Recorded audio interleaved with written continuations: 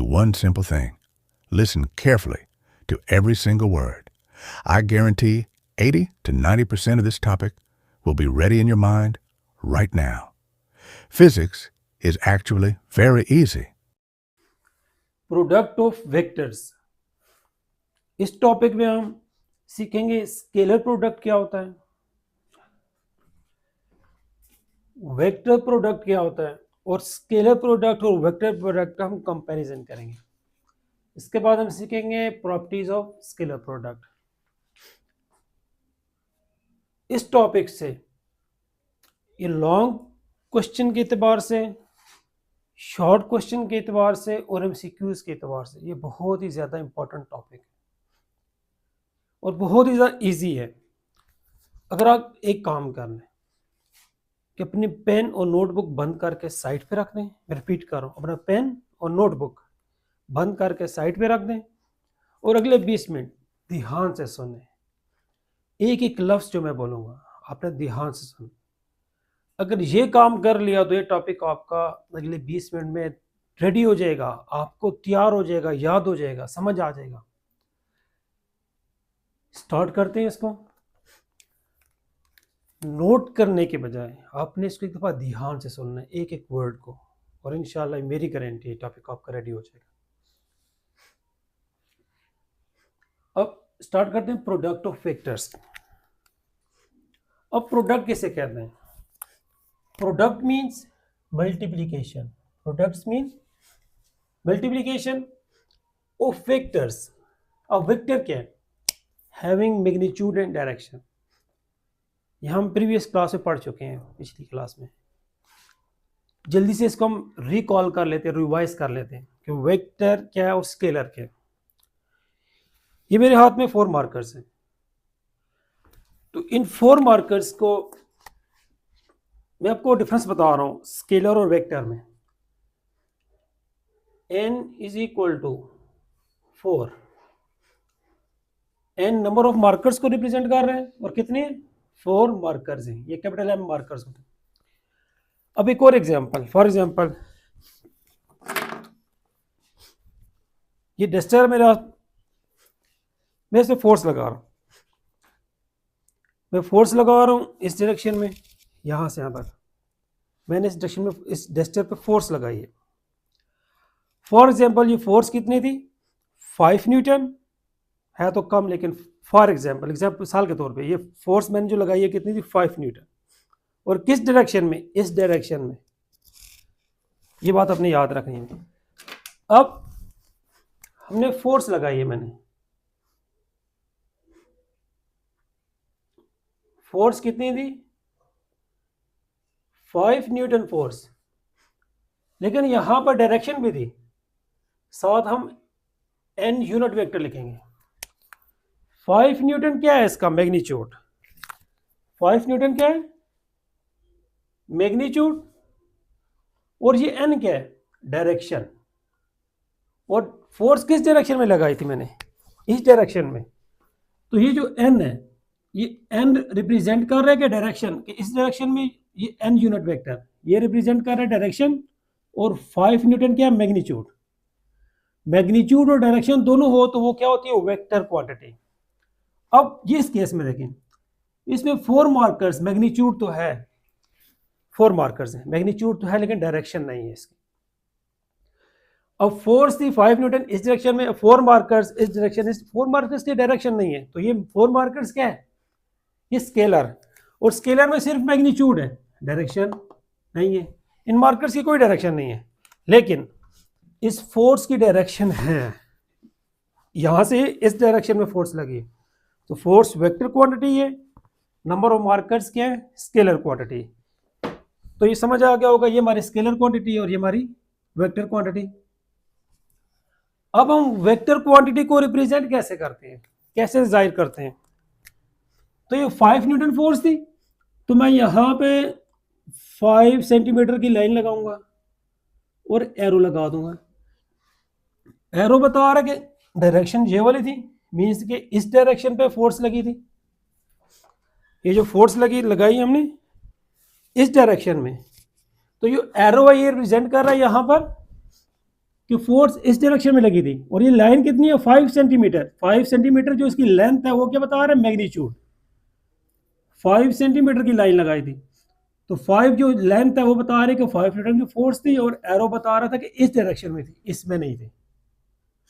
तो एक वेक्टर को हम इस तरह रिप्रेजेंट करते हैं और वेक्टर के ऊपर हम एरो लगाते हैं, स्केलर पे हम एरो नहीं लगाते। वेक्टर के साथ यूनिट वेक्टर होता है जो डायरेक्शन शो करता है। इसी तरह ये हमारे पास क्या शो कर रहा है, वेक्टर। इसी तरह यहां पर हमारे पास ये ए वेक्टर है और ये बी है और दोनों में एंगल बन रहा है 30 डिग्री। तो हमारा टॉपिक है प्रोडक्ट ऑफ वेक्टर्स। प्रोडक्ट कहते हैं मल्टीप्लिकेशन को, वेक्टर्स की मल्टीप्लिकेशन, ये आज का हमारा टॉपिक है। अब प्रोडक्ट ऑफ वेक्टर्स, वेक्टर की मल्टीप्लिकेशन दो टाइप्स की हमारे पास, एक होती है स्केलर और एक होती है वेक्टर।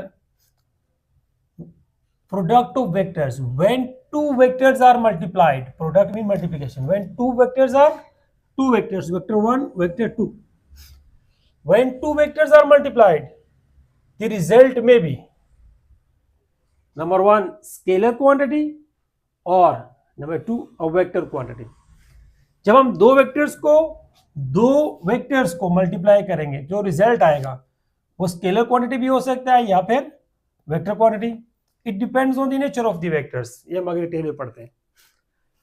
अब नंबर 1 पहले हम डिस्कस करेंगे स्केलर क्वांटिटी को, फिर हम डिस्कस करेंगे वेक्टर क्वांटिटी को, दोनों को साथ साथ ही करेंगे। अब number 1 scalar product.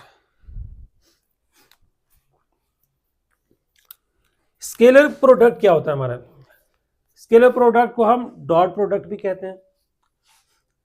When the product of two vectors, जब दो वेक्टर्स की multiplication, product means multiplication of two vector quantities give a scalar quantity, give a scalar quantity,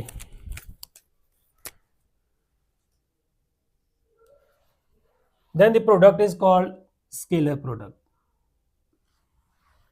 simple word में डेफिनेशन समझाऊं, दो वेक्टर्स को हम मल्टीप्लाई करें और रिजल्ट क्या है, स्केलर, तो ऐसे प्रोडक्ट को हम स्केलर प्रोडक्ट कहते हैं। दो वेक्टर्स को मल्टीप्लाई करें और गिव्स जो दे स्केलर क्वांटिटी, स्केलर दे, तो ऐसे प्रोडक्ट को then the product is called scalar product, इस सिंपल वर्ड में। अब जरा वेक्टर प्रोडक्ट पे देखें, सेम दोनों में जो डिफरेंस आएगा वेक्टर प्रोडक्ट और स्केलर प्रोडक्ट की डेफिनेशन में, वो यहां पर, बाकी सारी डेफिनेशन सेम होगी। यहां पर when the product of two vectors vector quantities gives a vector quantity then the product is called vector product। दोनों में डिफरेंस क्या है मैंने अंडरलाइन किए, ये और ये, वो उस डेफिनेशन में यहां स्केलर था, इसमें यहां वेक्टर था, बाकी सारी डेफिनेशन सेम है इसकी और उसकी। अब इसको मैं डिफाइन करूं सिंपल वर्ड में, दो वेक्टर्स को अगर मल्टीप्लाई करें गिव्स, जो आंसर है वो भी वेक्टर हो, तो ऐसे प्रोडक्ट को हम वेक्टर प्रोडक्ट कहते हैं।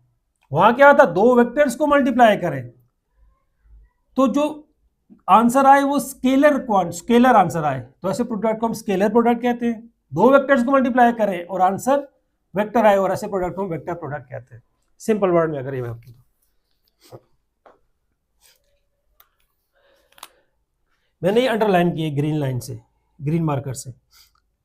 इस डेफिनेशन में उस डेफिनेशन में सिर्फ यहां फर्क है कि उस डेफिनेशन में इस जगह पे वेक्टर लिखा है, इधर भी और इधर भी। यहां पर वेक्टर लिख दें आप तो ये डेफिनेशन बन जाती है वेक्टर प्रोडक्ट की, यहां पर स्केलर लिखते तो ये डेफिनेशन बन जाती है स्केलर प्रोडक्ट।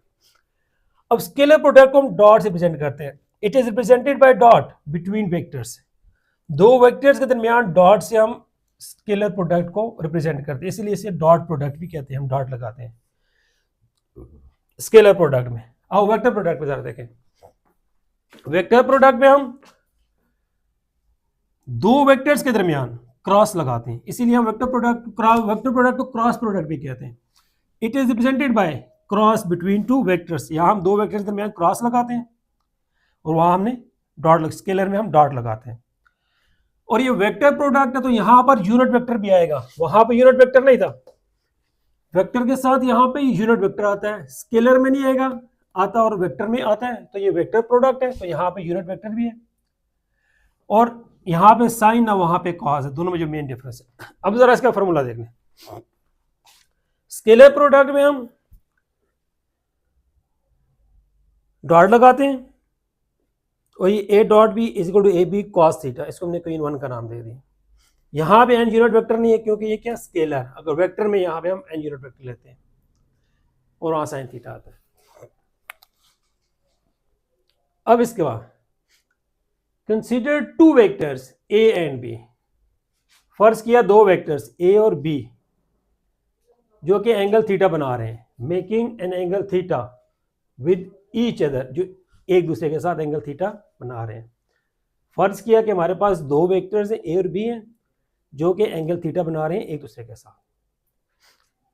अच्छा, equation one can be written as, equation one कौन सी है, ये इक्वेशन वन है। इक्वेशन वन को हम इस तरह भी लिख सकते हैं, A dot B is equal to A B cos theta है, ये भी ए बी कॉस थीटा, लेकिन हमने ए कॉस थीटा को अलग कर दिया, बी अलग कर दिया। यहाँ पर ए और बी इकट्ठे लिखे हुए थे, यहाँ हम बी को आगे ले गए हैं, इससे कोई फर्क नहीं पड़ता। ऐसा हमने क्यों किया है, अब जरा यहां पर आपने ध्यान से देखना है, हमने ऐसा यहां पर क्यों किया। हम वेक्टर ए के हेड से एक परपेंडिकुलर लाइन यहां पे ड्रा करेंगे, ऐसी लाइन ड्रा करेंगे कि जो परपेंडिकुलर मीन्स कि जो यहां पर आके 90 का एंगल बनाए, ऐसी लाइन को हम कहते हैं परपेंडिकुलर लाइन। अब यहां पर यहां से यहां तक ये हमारे पास क्या होगा, हमारे पास इस ए का एक्स कंपोनेंट है, या इसे हम डायरेक्ट लिखे तो हम लिखते हैं ए कॉस थीटा। अब ये बात अगर किसी को समझ नहीं आए, ये हमने प्रीवियस लेक्चर वेक्टर रेजोल्यूशन के नाम से टॉपिक है, उसमें हमने वेक्टर के कंपोनेंट्स फाइंड किए थे। एक्स कंपोनेंट ए कॉस थीटा आया था और वाई कंपोनेंट हमारा ए साइन थीटा आया था। तो अगर किसी को ये बात अभी समझ नहीं आई तो प्रीवियस लेक्चर का लिंक मैं डिस्क्रिप्शन में दे दूंगा, आप वो देख लें, 20 मिनट्स का ऑलमोस्ट लेक्चर है, तो आपको ये बात ज़रा क्लियर समझ आ जाएगी। सिंपली हमने इस वेक्टर को इसी कंपोनेंट में ड्रॉ किया, ये एक्स कंपोनेंट है और ये इसका वाई, तो वाई को मैं नहीं लिख रहा क्योंकि हमें सिर्फ एक्स चाहिए यहाँ पर। तो वेक्टर ए का कंपोनेंट ये ए कॉस थीटा क्या इस वेक्टर का कंपोनेंट है बी के अलोंग, तो इसलिए मैंने ए कॉस थीटा को हमने यहाँ अलग कर दिया। अब ए कॉस थीटा क्या है, component of A along B, A cos theta क्या है कंपोनेंट ऑफ ए, ये ए का कंपोनेंट है अलोंग बी, बी के along, A cos theta is equal to component of A along B. A cos theta क्या है, ए का कंपोनेंट, ये कॉस थीटा और ये कंपोनेंट और ये ए साइन थीटा है, ए का कंपोनेंट अलोंग बी, बी के अलोंग। इसी तरह equation one can also be written as, और इस इक्वेशन को हम इस तरह भी लिख सकते हैं, A B cos theta, A B cos theta, B cos theta के साथ हमने ब्रैकेट डाल दिया, हमने ए कॉस थीटा के साथ ब्रैकेट लगाई थी, यहाँ पर हमने बी कॉस थीटा के साथ भी हम लगा सकते हैं, कोई मल्टीप्लिकेशन में कोई फर्क नहीं पड़ता। अब बी कॉस थीटा क्या है, अब बी का कंपोनेंट ए के अलोंग, ये कैसे ड्रॉ करेंगे हम, ये हमने ऐसे ड्रॉ करना है, जरा ध्यान से देखें साहब।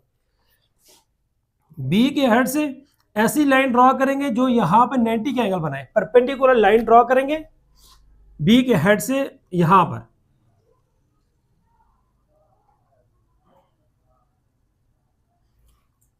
ऑलमोस्ट ऐसी लाइन ड्रॉ करनी है कि जो यहां पर आके 90 का एंगल बनाए।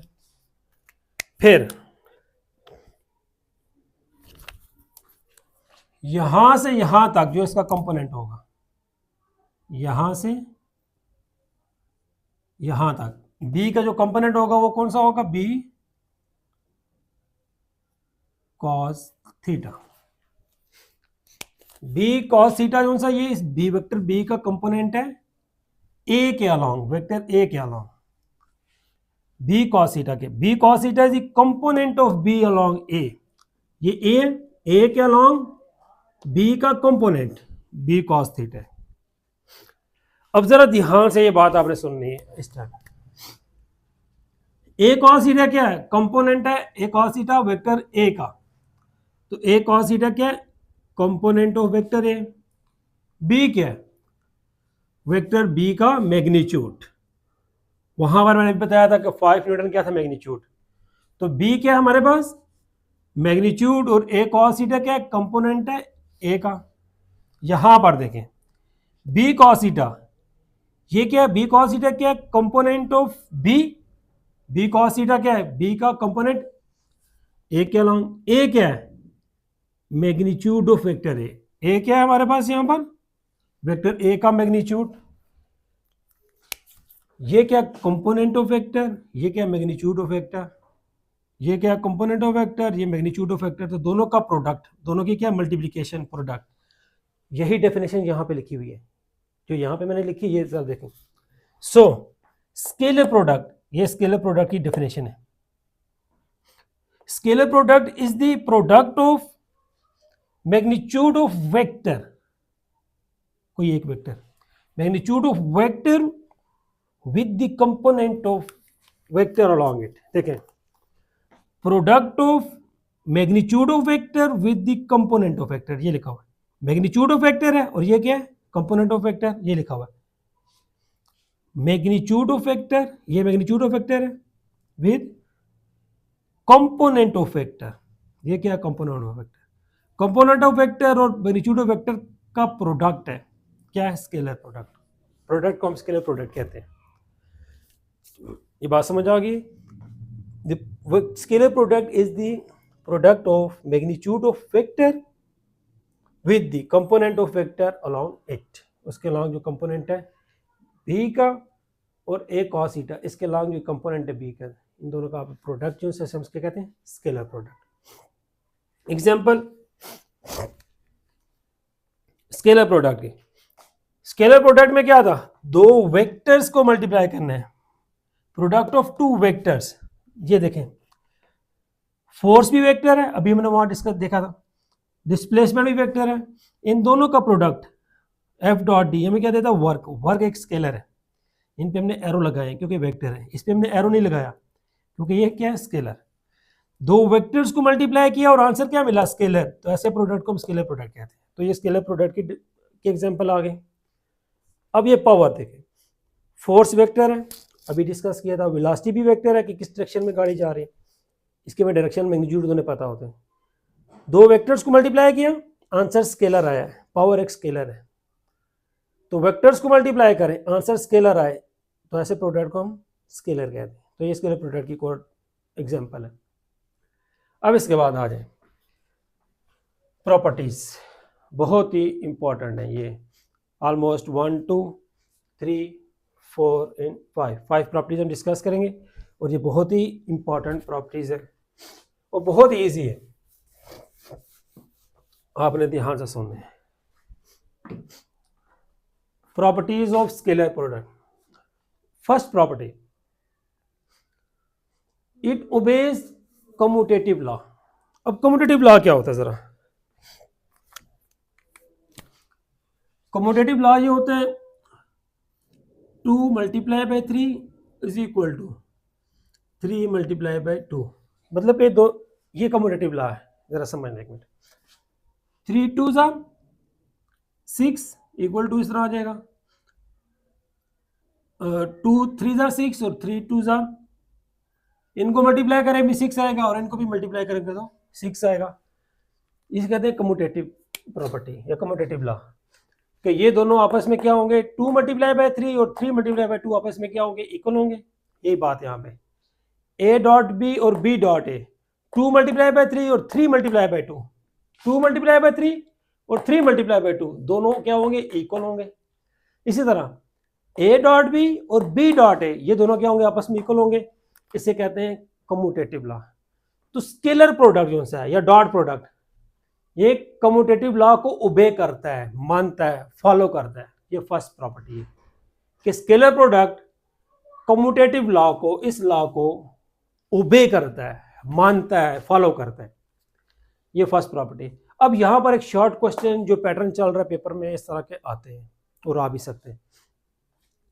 क्वेश्चन आ सकते हैं कि prove that scalar product obeys commutative law. Short question आ सकता है कि साबित करें कि स्केलर प्रोडक्ट कम्यूटेटिव लॉ को ओबे करता है। प्रूफ करें, तो आप कैसे प्रूफ करेंगे? ये 3 स्टेप करेंगे तो ये लॉ प्रूफ हो जाएगा और बहुत सिंपल है। A dot B is equal to A B cos theta. उसके बाद क्या करना है? ये ए डॉट बी इस तरह ही आ जाएगा, इधर ए बी था इसको बी ए लिख दे, बी ए कॉस थीटा। अब बी पहले था तो ये ए कॉस थीटा क्या हो जाएगा? Vector A. तो प्रूफ हो गया A dot B is equal to B dot A. बहुत ही सिंपल है और पेपर में वैसे कंफ्यूज कर देते हैं स्टूडेंट्स को। ये शॉर्ट क्वेश्चन आ सकता है और एमसीक्यूज भी आ सकता है कि स्केलर प्रोडक्ट ओबेज, नीचे आ जाएगा कम्यूटेटिव लॉ, न्यूटन्स लॉ, कोई भी आ सकते हैं, तो उसमें आपने कम्यूटेटिव लॉ को मार्क करना हो। इस तरह के एमसीक्यूज भी आ सकते हैं। अब second property, dot product of two orthogonal vectors are always equal. Orthogonals क्या होता है? Perpendicular. Orthogonals mean dot product of two orthogonal means perpendicular. Two perpendicular vectors is always equal। या आर आएगा, टू परपेंडिकुलर वेक्टर्स और इस दोनों चल रहे हैं इसमें। अच्छा, अभी इसको मैं जरा एक्सप्लेन करता हूं। अगर हमारे पास एक वेक्टर ए इस डायरेक्शन में और एक वेक्टर हमारे पास है बी, एक वेक्टर बी इस डायरेक्शन में, इन दोनों में हमारे पास एंगल क्या बन रहा है? 90 डिग्री का। यहां पे हमारे पास एंगल है 90 डिग्री। ये वेक्टर ए और बी के आपस में परपेंडिकुलर है, ऑर्थोगोनल्स हैं इस तरह। ये वेक्टर ए है और एक वेक्टर बी है, दोनों में एंगल क्या बन रहा है? 90 डिग्री। तो ये परपेंडिकुलर, ये आपस में ये दोनों क्या है? परपेंडिकुलर भी हैं और ये दोनों आपस में क्या है? ऑर्थोगोनल्स भी। परपेंडिकुलर को ऑर्थोगोनल्स भी कहते हैं। अब जरा इधर देखना सामने, A dot B A B cos theta. Theta कितना बन रहा है यहाँ पे? 90 डिग्री। थीटा कितना है? परपेंडिकुलर में थीटा कितना होता है? 90 डिग्री, तो इसलिए हमने यहाँ लिखेंगे 90 डिग्री। अब ए डॉट बी इस तरह आ जाएगा, ये भी ए बी। कॉस 90 की वैल्यू कैलकुलेटर पे आप चेक करें, आप कॉस 90 करेंगे तो आंसर आएगा 0। फिर 0 जिससे मल्टीप्लाई होता है उसको क्या करते थे? 0 कर देता है। अगर आप 2 मल्टीप्लाई बाय 0 0, 3 मल्टीप्लाई बाय 0 0, तो 0 जिससे मल्टीप्लाई होता है उसे 0 कर देता है। तो डॉट प्रोडक्ट परपेंडिकुलर वेक्टर से क्या है? 0। यही लिखा हुआ है कि dot product of two perpendicular vectors is always 0, हमेशा 0 होता है इनका डॉट प्रोडक्ट। और ये हमने प्रूव कर दिया। और ये शॉर्ट क्वेश्चन आ सकता है कि prove that dot product of two orthogonal vectors is always 0। कि प्रूव करें कि डॉट प्रोडक्ट ऑर्थोगोनल वेक्टर्स का 0 होता है, प्रूफ करें। तो आपने यहां से यहां तक लिखना है तो ये प्रूफ हो जाएगा। तो इस तरह के बहुत इजी क्वेश्चन होते हैं जो पेपर में अक्सर अभी आते हैं, और लेकिन स्टूडेंट्स को समझ नहीं होती, इनको समझना है, याद करना है। और ये एमसीक्यूज में भी आ सकता है कि dot product of two orthogonal vectors, option में होगा 0 90 5 8 9, तो आपने 0 पे टिक करना है। तो एमसीक्यूज भी आ सकते हैं इस तरह के, और शॉर्ट क्वेश्चंस भी आते हैं। अब सिमिलरली फॉर यूनिट वेक्टर्स, अब जरा यूनिट वेक्टर्स का समझ लें। आई जे के हम प्रीवियस क्लास में पढ़ चुके हैं, मैं जल्दी से रिकॉल करवा दूं, समझा दूं आपको कि यूनिट वेक्टर्स, ये हमारे पास एक्स एक्सिस है और फॉर एग्जाम्पल ये हमारे पास है वाई एक्सिस। सॉरी ये लाइन थोड़ी सी टेढ़ी है।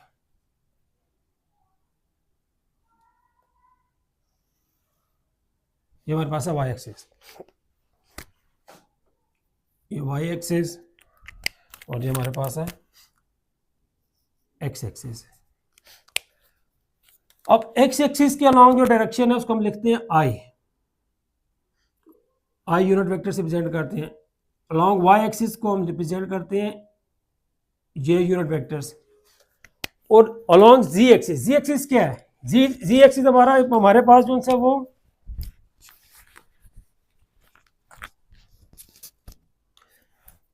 एक्स एक्सिस वाई एक्सिस, जी हमारे पास इस डायरेक्शन में होगा, इन दोनों के साथ परपेंडिकुलर। ये हमारे पास जी एक्सिस है, ये एक्स है, और जी एक्सिस को हम रिप्रेजेंट करते हैं के से, ये आई, ये जे और ये के, आई जे के। अब आई और जे में एंगल क्या बन रहा है, आई और जे में एंगल हमारे पास है 90 डिग्री। अब जे और के में, के हमारा इस डायरेक्शन में अलोंग जी एक्सिस, जे और के में एंगल क्या बन रहा है 90 डिग्री। आई और के में यहां पर भी 90, मतलब तीनों में एंगल क्या है 90 डिग्री।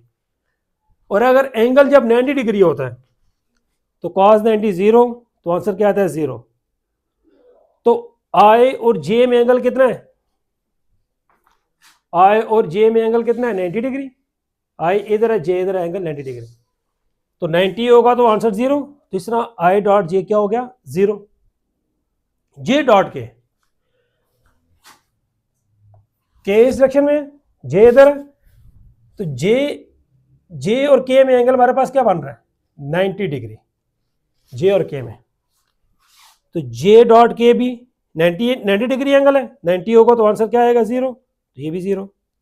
फिर के डॉट आई, हमारे पास के डॉट है, के इस डायरेक्शन में और आई इसमें, एंगल क्या बन रहा है 90 डिग्री, के और आई में, के इस डायरेक्शन में, आई इस डायरेक्शन में, तो ये हमारे पास एंगल बन रहा है 90 डिग्री, के और आई में, के और आई एंगल 90 डिग्री है, 90 हो तो आंसर क्या आता है 0, तो के डॉट आई भी हमारे पास 0 होगा। तो ये भी यूनिट वेक्टर्स के केस में, आई जे के हमारे पास यूनिट वेक्टर्स है। अच्छा, अब ये नोट, ये जरा बात आपने ध्यान से समझनी है। ये नोट क्या है, एक बात हमें कंफर्म होगी कि जब एंगल 90 डिग्री होगा या मतलब कि परपेंडिकुलर होंगे तो आंसर क्या आएगा 0, वेक्टर्स हो और यूनिट वेक्टर्स हो तो 0 आएगा।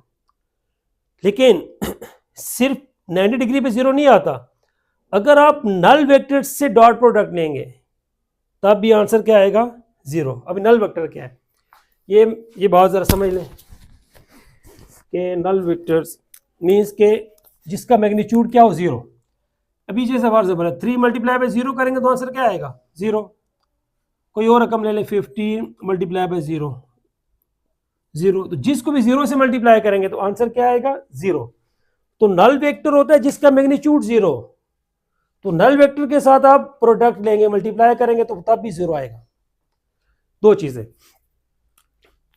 डॉट प्रोडक्ट कब 0 होता है, जब ऑर्थोगोनल परपेंडिकुलर मीन कि जब 90 डिग्री एंगल हो तो तब 0 होगा। और दूसरा कब 0 होगा डॉट प्रोडक्ट, जब नल वेक्टर से आप डॉट प्रोडक्ट लेंगे तब 0 होगा। तो दो कंडीशंस हैं, ये शॉर्ट क्वेश्चन में पूछे जा सकते हैं कि डॉट प्रोडक्ट कब 0 होता है। तो आपने बताना है कि जब 90 डिग्री हो तब 0 होगा, और जब नल वेक्टर से डॉट प्रोडक्ट लेंगे तो तब भी 0 होगा। फिर बाकी डिटेल्स आपके सामने। ये इज द सेकंड प्रॉपर्टी। अब हम डिस्कस करेंगे थर्ड प्रॉपर्टी, ये वाली। थर्ड प्रॉपर्टी में क्या है, जरा dot product of two parallel vectors has maximum value, जरा ये समझ। अभी हमने डिस्कस किया था कि दो परपेंडिकुलर वेक्टर्स का, अब है पैरेलल, ये दो हैं पैरेलल। पहले थे परपेंडिकुलर डिस्कस किया, अब हम डिस्कस करेंगे पैरेलल। तो पैरेलल में एंगल क्या बन रहा है 0 डिग्री, इधर था 90 डिग्री, 90 से कम होता जा होते होते 30, फिर 10 करते करते करते 0। तो पैरेलल, ये दो पैरेलल वेक्टर्स है, पैरेलल वेक्टर में एंगल क्या होता है 0 डिग्री। ये हमारे पास सेकंड प्रॉपर्टी, जब दोनों वेक्टर्स क्या होंगे पैरेलल, ये वेक्टर ए आ गया हमारे पास और वेक्टर बी भी सेम इसी डायरेक्शन में जब हो जाएगा, ये वेक्टर बी है हमारे पास। तो ये हमारे पास है अभी पैरेलल। पहले परपेंडिकुलर डिस्कस किया हमने, अब हम डिस्कस कर रहे हैं पैरेलल। तो पैरेलल में एंगल क्या बनेगा 0 डिग्री, परपेंडिकुलर में एंगल था 90 और ये पैरेलल है, पैरेलल में एंगल दोनों में बीच में क्या angle 0।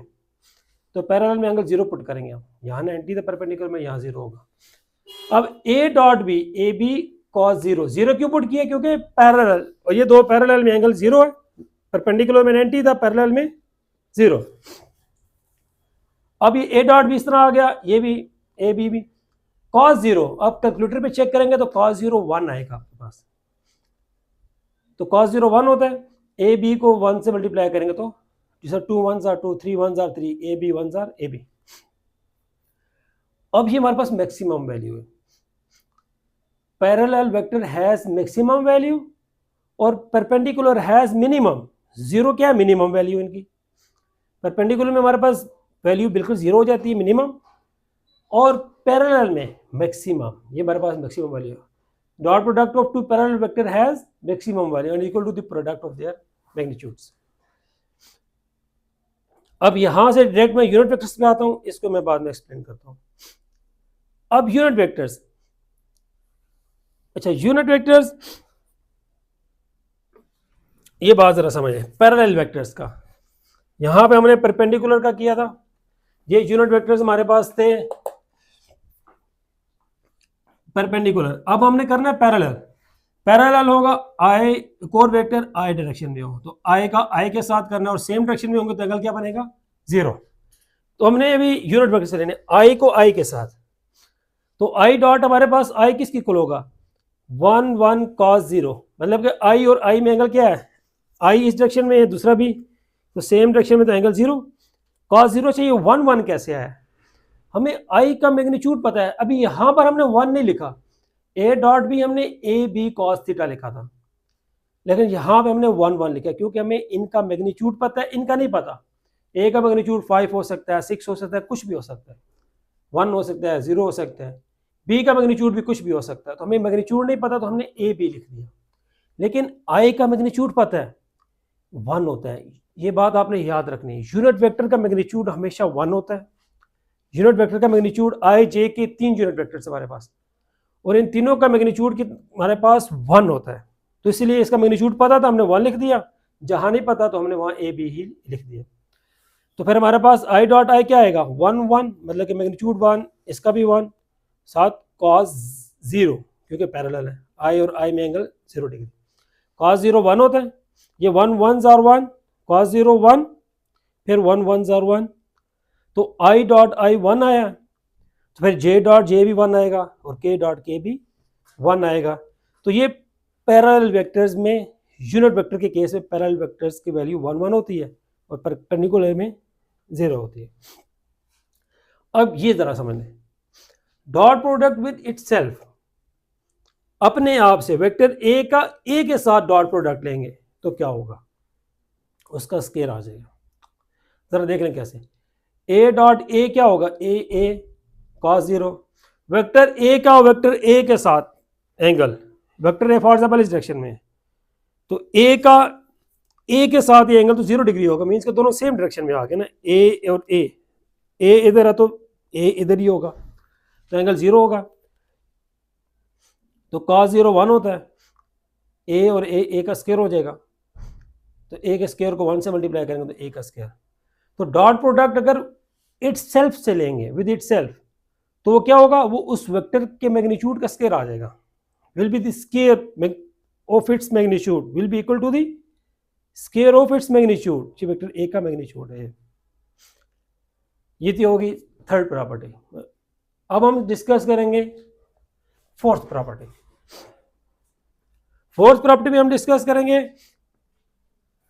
Dot product of two anti parallel vectors. ये तो हो गए पैरेलल। अब एंटी पैरेलल क्या होंगे? इस तरह, पैरेलल सेम डायरेक्शन में होते हैं, एंटी पैरेलल होते हैं ऑपोजिट, और इनमें एंगल क्या बनता है? 180 डिग्री। मैं यहां ड्रॉ करता हूं। एंटी पैरेलल वेक्टर्स हमारे पास क्या होंगे? एक वेक्टर अगर इस डायरेक्शन में है, वेक्टर ए, तो बी क्या होगा? इसके बिल्कुल ऑपोजिट डायरेक्शन में होगा। ये हो गए हमारे पास, ये हमारे पास हो गए एंटी पैरेलल वेक्टर्स, और इनमें एंगल बनता है हमारे पास 180 डिग्री। अच्छा, इस नेगेटिव कैसे है जरा समझ लें। एंटी पैरेलल है तो एंगल क्या? 180, तो यहां पर cos 180 आ जाएगा। A dot B is equal to A B cos theta, और थीटा यहाँ पर क्या है 180 एंटी पैरेलल केस में। कैलकुलेटर पे चेक करें, कॉस 180 लिखे तो आपके पास आंसर आएगा -1, तो कॉस 180 की जगह पे -1 आ गया। ए बी इस तरह नीचे आ जाएगा। अब ए बी को -1 से मल्टीप्लाई करेंगे तो माइनस ए बी आ गया। अब dot product of two anti parallel vector is negative, answer आ गया नेगेटिव। अब यहां पे एक शॉर्ट क्वेश्चन आ सकता है कि prove that dot product of two anti parallel vector is negative, कि साबित करें कि dot product anti parallel vector का नेगेटिव होता है, साबित करें। अगर ये क्वेश्चन आ जाता है तो इसके आंसर में आपने ये 3 स्टेप्स करने हैं, तो ये सब प्रूफ हो गया कि एंटी पैरेलल वेक्टर्स का डॉट प्रोडक्ट नेगेटिव होता है। ये होगी इसकी 4th प्रॉपर्टी। अब हम लास्ट प्रॉपर्टी डिस्कस करेंगे 5th, dot product in terms of rectangular components. अब रेक्टेंगुलर कंपोनेंट्स, ये जरा आपने यहां ध्यान देना है।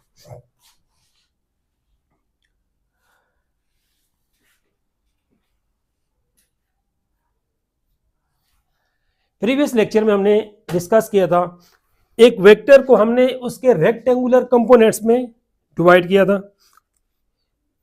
कि एक फॉर एग्जाम्पल यहां से इस वेक्टर ए का एक कंपोनेंट यहां से यहां तक बन रहा था, और दूसरा कंपोनेंट इसका यहां से यहां तक, और ये वाला कंपोनेंट था ए एक्स और ये कंपोनेंट था ए वाई, जिसको हमने फाइंड किया था तो हमारे पास आया था ए साइन थीटा। रेक्टेंगुलर, दोनों में एंगल क्या बन रहा है 90 डिग्री, रेक्टेंगुलर कंपोनेंट्स। तो हमने ये वेक्टर रेजोल्यूशन के नाम से टॉपिक के मैं लिंक इस लेक्चर का डिस्क्रिप्शन में दे दूंगा, वहाँ हमने ये टॉपिक डिटेल में पढ़ा है।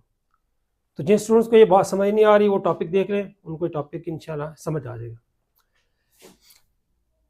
तो उसमें हमने ये प्रूफ किया था कि वेक्टर ए के 2 कंपोनेंट है, ये एक्स कंपोनेंट है और ये वाई कंपोनेंट है। तो वहाँ हमने फाइंड की थी वैल्यू इस तरह के, मैं वहाँ पे लिख रहा हूँ इस जगह पे, ज़रा ध्यान दें। उस लेक्चर में हमने फाइंड किया था कि vector A is equal to A X I unit vector plus A Y J unit vector.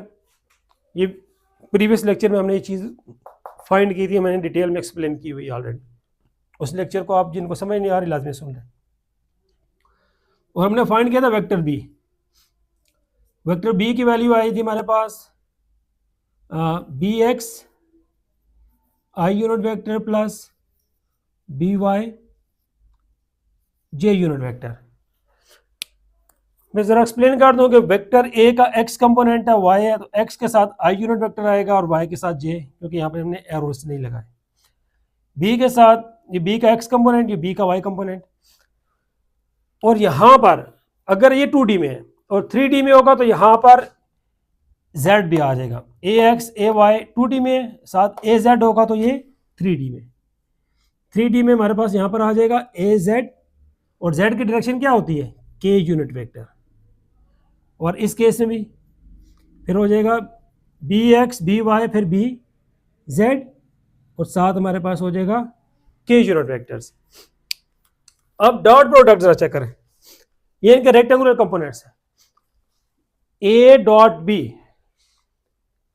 Is equal to, पहले ए की वैल्यू, ए की ये वाली value A X A Y A Z, तो ये ए की वैल्यू आ गई ए एक्स ए वाई और ए जेड।